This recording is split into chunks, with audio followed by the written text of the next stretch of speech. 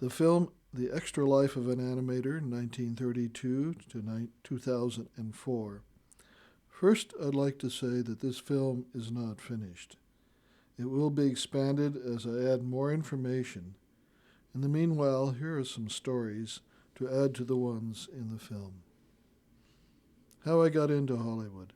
Well, my mother was a hairdresser, and two of our customers were casting directors at Central Casting. Central Casting in those days was where all the extras and I believe bit players and stand-ins were hired. The studios would call them up, and they would send the people out. The two casting directors knew my mother was pregnant. She worked up almost to the time of my birth.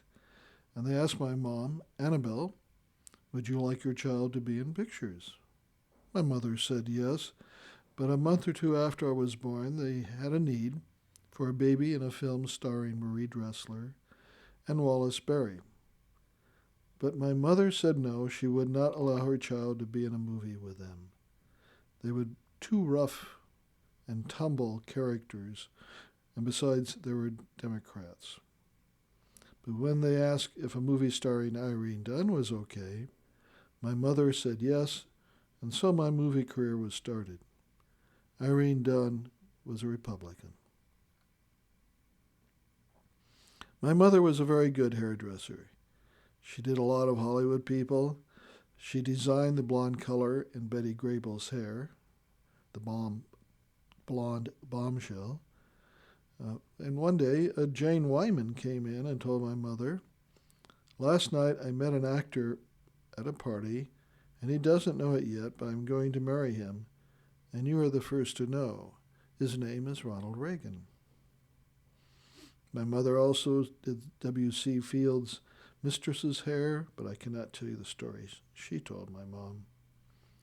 My mom ended her hairdressing career by becoming the personal hairdresser of Marion Davies.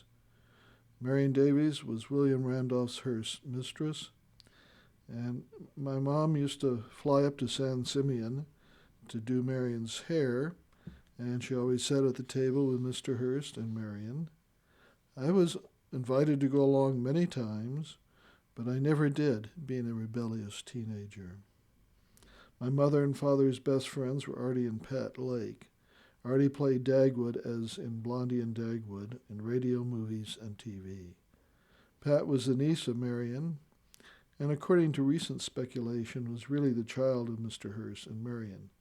They sure treated her that way. Back to my career. One film that the scene I was in that got cut, there were several movies that where I ended up on the cutting room floor, was Edge of Darkness, starring Errol Flynn and Ann Sheridan, and directed by Louis Melstone. It was a film about the Norwegian resistance to the German occupation during the Second World War. In the scene, there were about 35 to 40 Norwegians, men, women, and children extras, standing around on a waterfront. It was a big indoor set with boats in the water right below us, and a level above us stood several Nazis, extras, with submachine guns ready to shoot. We were shouting "Walla, Walla, Walla, Walla" to keep our mouths moving. The real Norwegian sounds would be dubbed in later. We did this for a few takes, and then the assistant director gave us this direction. When I yell fire, I want all the Germans to fire into the crowd, and anyone who drops dead will get $35 a day. We're making either 15 or 25, I forget what then, so 35 sounded pretty good. They started shooting the scene, and on the command fire, 40 Norwegians hit the ground together, fighting and throwing people out of the way to get down and be dead, including me. I think the first bullet got all 40 of us. All I heard was the assistant director yelling, "Cut, cut, cut." Then he said, okay, you'll all get $35, but I want you, and you. Then he paused, and then you, and you to drop dead. And after all that, The scene was cut from the film. An extra, who was a young lady, came up and started chatting with the assistant director to get his attention, and maybe he could use her for more scenes, or maybe get her a little bit part. The assistant director often had this power. So she was shining on to him, and he was taking it very well.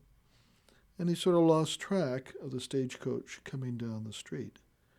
And normally, when we would have been sent out, we weren't. So the Hickman boy and I looked at each other, and we sort of relaxed and thought we wouldn't be sent.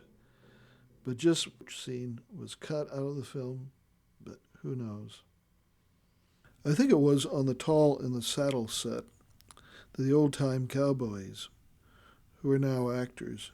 They used to whittle a lot, and one of them gave me a snake he had just done. I still have it, and a silver bullet, so he said, that Gabby Hayes, a famous cowboy character actor, gave me from his belt. In the film The Human Comedy, I will put in a clip of it in the longer version of Extra Life. I may have been a kid in the shot, but the things I remember from the shoot were eating snow. Snow in those days were cornflakes painted with white lead paint and put into large shifters above the set, and when shook, sprinkled down on the scene. Well, we had to walk through snow, and being kids, we ate the white lead cornflakes. We all got a little sick, a little lead poisoning. Another thing I remember from the shoot, a couple of the other kids and I were over fooling around in the far corner of this huge sound stage. And the set was in the opposite corner. It was the only thing lit up. The rest of the stage was in darkness. The child star of the film, Butch Jenkins, I think it was, and the director, he was really after him to get him to cry or do something. He couldn't. I remember it got so bad that Butch ran from the set in hysterics, from the lit part of the soundstage into the darkness, screaming and crying. I'll never forget that image of the little screaming figure running from the set into the darkness. One thing that always impressed me was the older extras, who often were playing nice little mothers and fathers. And when the shoot was over, they were waiting for the next shot to be set up. They would sneak pints of whiskeys and racing forms out of their back pockets and purses to have a shot and pick their winners for the day. I remember in pickup baseball games, though I was one of the youngest players, I was one of the better players because I was sober and didn't have to worry about the racing results. One of the nice times of this period was sneaking up into the lofts of the sound stages at MGM. They kept all sorts of props there. The lofts were over the sound stages. And one particular loft was fun to play in because they had a full-scale mock-up of a British Spitfire, the World War II airplane that helped save England. You could sit in the cockpit and play fighter pilot. Just playing around in the different sets also was fun. Everything was a false front. It would be a small town in the Midwest, but when you stepped through a door, it was all fake, just flat snailed up. Sometimes I wonder if I still feel that everything is fake. We had to go to school each day. There would be a substitute teacher who had to teach us 2 to 3 hours. There were always she's, would ask what we were learning at regular school, and we would say 2 + 2 or some such easy work, and she said, okay. And we'd do that. It was a farce. And this is one reason I quit Hollywood, because I was not getting an education, and I wanted one. On the set of Meet Me in St. Louis, the school was a tent on the set, and it was set up so that all the extras were sat at one table, and the child star of the movie, Margaret O'Brien, sat at the big table all by herself. She was not allowed to associate with us common kids. The teacher actually stood between us and would work with her and then work with us. She used to look over at us occasionally when we were playing around, goofing off, and poor Margaret looked so lonely and sad that she couldn't talk and be part of normal growing up. It was not a pleasant experience to see that she was hurting and left out from being a child. In The Tree Grows in Brooklyn, my voice was in the same movie as Margaret O'Ryan in the schoolroom scene where the kids are singing Christmas carols in the background, and I was one of those kids' voices. How I ended up singing in the film started when I had a call for a Shirley Temple movie, which promised and delivered many days of work. I think it was called Bluebirds of Happiness. We were supposed to be unborn kids sitting around heaven waiting to be born, in little scraps of clothing and on clouds. Just before the call came, I always had to have long hair because the part could call for long hair, and short hair part you could get it cut. So I always had long hair and I hated it. So one day I went out in the backyard and gave myself a butch haircut, as short as I could without cutting myself. My folks were mad, but they had to take me to a barber and get it cut short. Then the call came for the angel picture. And angels have long hair. So when the assistant director saw me, he said, "I'm sorry, lady, but his hair is too short." I remember it because he and my mom were talking on the street in the back lot, and my mom was trying to convince him my hair would grow back. She even went to pulling my hair up as hard as she could, so hard she pulled me off the ground. And he was saying, "He's a nice kid, lady, but we can't use him." And then finally he said they would put me in a recording session for Tree Grows in Brooklyn. And that's how I sang in a movie.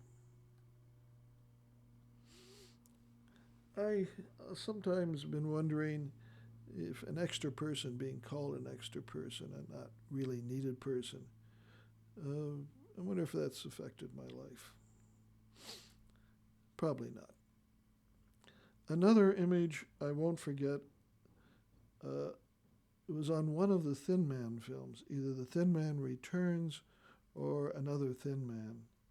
I was a little kid around 7, and the scene was at a formal party, and we were all dressed in tuxedos, and we had very heavy makeup, and the lights were very hot because the film was very slow in those days and required a lot of lights, a lot of light. We were standing around all day, and it was hot, and I didn't know it was by the time, but I had scarlet fever or something like that, and I had a temperature of 103, 104, and apparently I passed out. I sort of remember keeling over, and the next thing I remember, I was in the back of an ambulance. I was on my back, facing backwards and looking up and out through the rear windows. The siren was going and the red light was flashing, and I woke up just as we were going out the main gate of MGM. It's not there anymore. And all I saw was the big MGM letters over the gate while I was on my back, looking behind me, and with the red lights flashing on and off of it. The siren screaming, and MGM was receding as I passed out again. I think it's a good story to end on the extra life of an animator.